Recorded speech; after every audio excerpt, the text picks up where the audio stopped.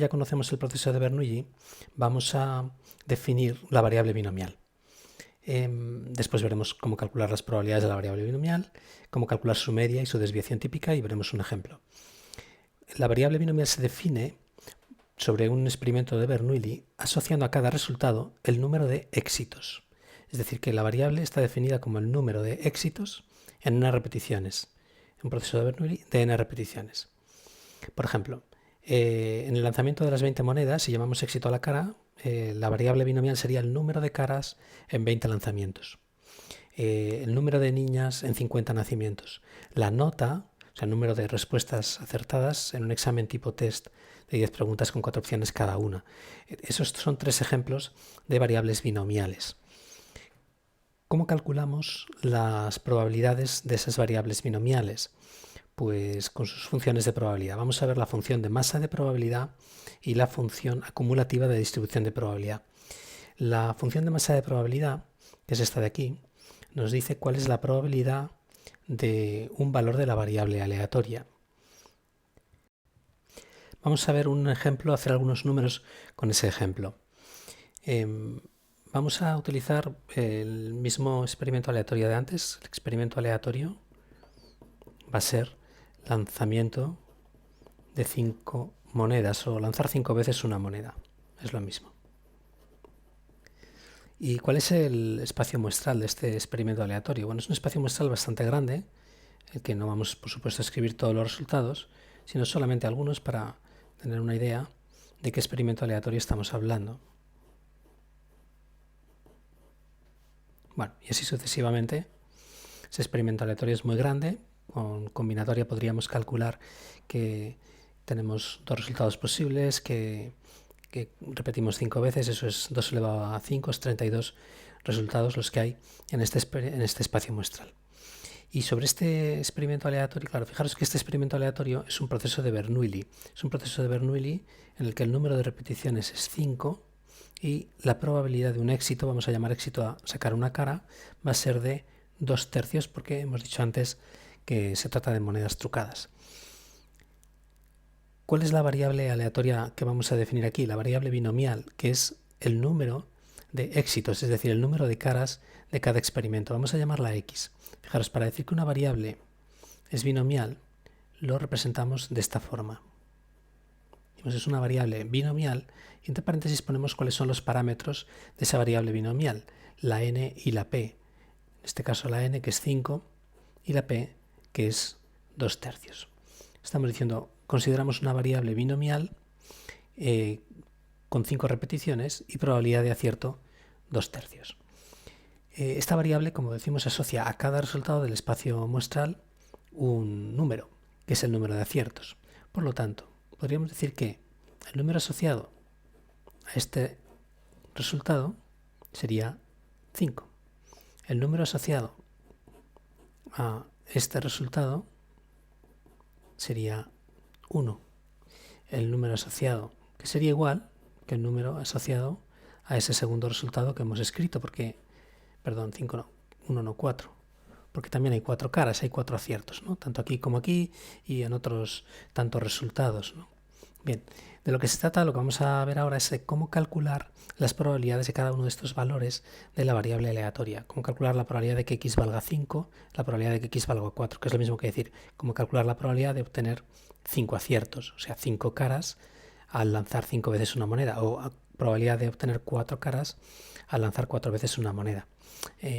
Fijaos en que, por hacer un pequeño cálculo, si yo calculo cuál es la probabilidad de que x sea igual a 5.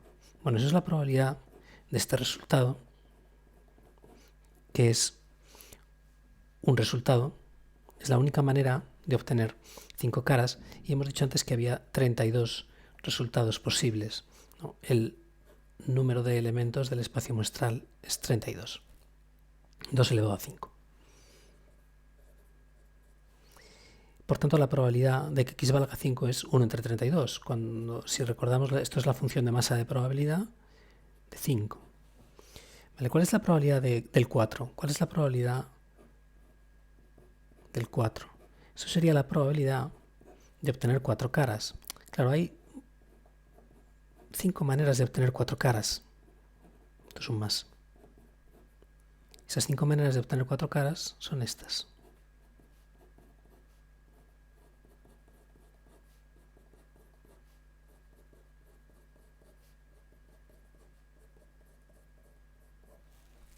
Esas son las 5 maneras de obtener 4 caras.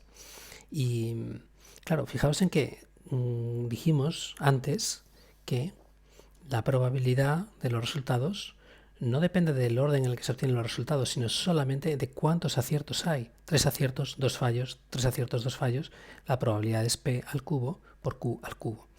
Pues vamos a aplicar eso aquí y entonces vamos a ver que como aquí hay 4 aciertos, aquí hay 4 aciertos, aquí también, aquí también, aquí también, las probabilidades de esos 4 resultados son iguales. Y por lo tanto, esto va a ser igual a 4 multiplicado por la probabilidad de uno de ellos.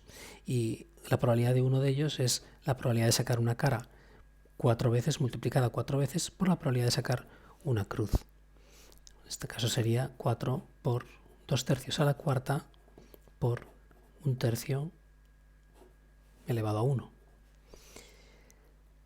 Así podríamos hacer con cualquier otro valor de la variable. Fijaos en que si ahora me pregunto por la probabilidad de obtener un 3, pues sería cuántas maneras distintas hay de obtener 3 caras multiplicado por p elevado a 3 por q elevado a 2. 3 caras, 2 cruces, 3 aciertos, 2 fallos. Pero todas las maneras distintas que haya de obtener 3 caras van a tener esta misma probabilidad. Y por lo tanto, lo único que tengo que hacer es esa probabilidad multiplicarla por el número de maneras distintas que hay de obtener 3 caras. Y aquí es donde va a estar la única dificultad en averiguar de cuántas maneras distintas puedo obtener 3 caras. Bueno, pues a esa pregunta nos va a responder las funciones de probabilidad que vamos a ver ahora. Hay dos funciones de probabilidad, ya sabemos, la función de masa de probabilidad, que nos dice cuál es la probabilidad de un valor de la variable, en este caso de un número de aciertos, que esos son los valores de la variable, y luego está la función acumulativa de distribución de probabilidad, que nos dice para un valor cualquiera de x, cuál es la probabilidad de que el valor de la variable sea menor o igual que x. En este caso sería, para un valor dado x cualquiera, cuál es la probabilidad de que el número de aciertos sea menor o igual que x. Vamos a empezar por la función de masa de probabilidad, que nos dice cuál es la probabilidad de un valor concreto de la variable, es decir, de un número de aciertos. Probabilidad de obtener k aciertos. Fijaros en que esa función la podemos representar también así, con el mismo símbolo que utilizábamos antes para representar la variable binomial, pero añadiéndole un argumento más que es el número de aciertos.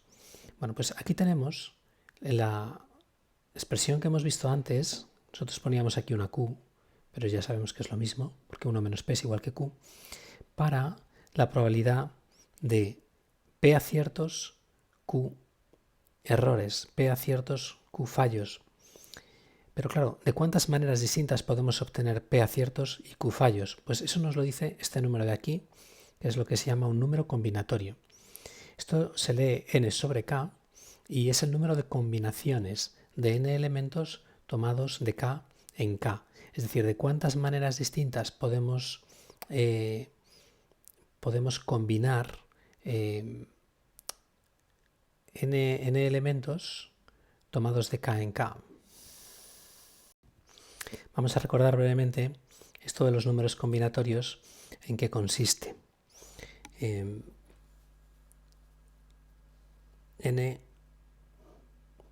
sobre k, como decíamos, se puede interpretar de varias formas. Una es como el número de combinaciones de n elementos tomados de k en k.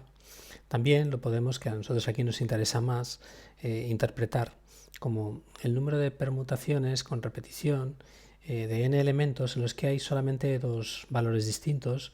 Uno de ellos se repite k veces y el otro n menos k veces. Eso es exactamente lo que nosotros estamos haciendo aquí. Ahora veremos un ejemplo. Pero primero la fórmula. ¿Cuál es la fórmula para calcular este número? Es n factorial dividido entre k factorial por n menos k factorial. Eso significa que, por ejemplo, este 3 de aquí, nosotros nos preguntamos de cuántas maneras distintas podemos obtener 3 aciertos. Si empezamos a escribirlas en orden, pues podríamos escribir primero los 3 aciertos, luego a lo mejor podemos ir desplazando ese fallo hacia el final. Bueno, y así sucesivamente. ¿De cuántas maneras distintas podemos ordenar eso? Esto lo podemos interpretar como permutaciones con repetición de 5 elementos, donde uno se repite 3 veces porque hay 3 aciertos y otro 2 veces. Y si recordamos la fórmula de las permutaciones con repetición nos daría esta fórmula. También lo podemos considerar como combinaciones de 5 elementos tomados de 3 en 3. De manera que esto sería igual también a combinaciones de 5 elementos tomados de 3 en 3. Y eso exactamente es este número de aquí. Es decir, que sería 5 sobre 3, que sería 5 factorial entre 3 factorial por 5 menos 3, que es 2 factorial. Recordad que 5 factorial es 5 por 4 por 3 por 2 por 1. 3 factorial es 3 por 2 por 1 y 2 factorial es 2 por 1. Bueno, estos tres elementos los podemos simplificar directamente y aquí nos quedaría 10. Eso significa que hay 10 resultados posibles con 3 aciertos y 2 fracasos. ¿Por qué podemos interpretar esto como combinaciones? A lo mejor eso no se ve muy claro. Recordad que las combinaciones lo que hacemos es de 5 elementos posibles seleccionamos 3 y seleccionamos 3 y no nos importa el orden en el que los seleccionamos. Yo aquí podría decir, bueno, que tengo 5 posiciones posibles y tengo que seleccionar 3 que van a ser las que sean aciertos. Puedo decir la primera, la segunda y la tercera, la primera, la segunda y la cuarta, la primera, la tercera y la cuarta, y así sucesivamente. Ahí el orden no me importa porque me da igual decir la primera, la segunda y la tercera que la tercera, la segunda y la primera. Es la misma elección, es el mismo resultado. Estos son los números combinatorios que vamos a utilizar en la función de masa de probabilidad, bueno, y también en la función acumulativa para calcular las probabilidades en la variable binomial. La función acumulativa lo único que hace es sumar todos los valores de las probabilidades de las variables hasta un determinado valor. Eso es lo único que hace. Este símbolo es un sumatorio, ya sabemos, significa que tengo que sumar las probabilidades de todos los valores de la variable y que sean menores que x. Vamos a ver ahora un ejemplo de aplicación de estas fórmulas calculando la probabilidad de obtener más de 2 seises en 10 lanzamientos de un dado.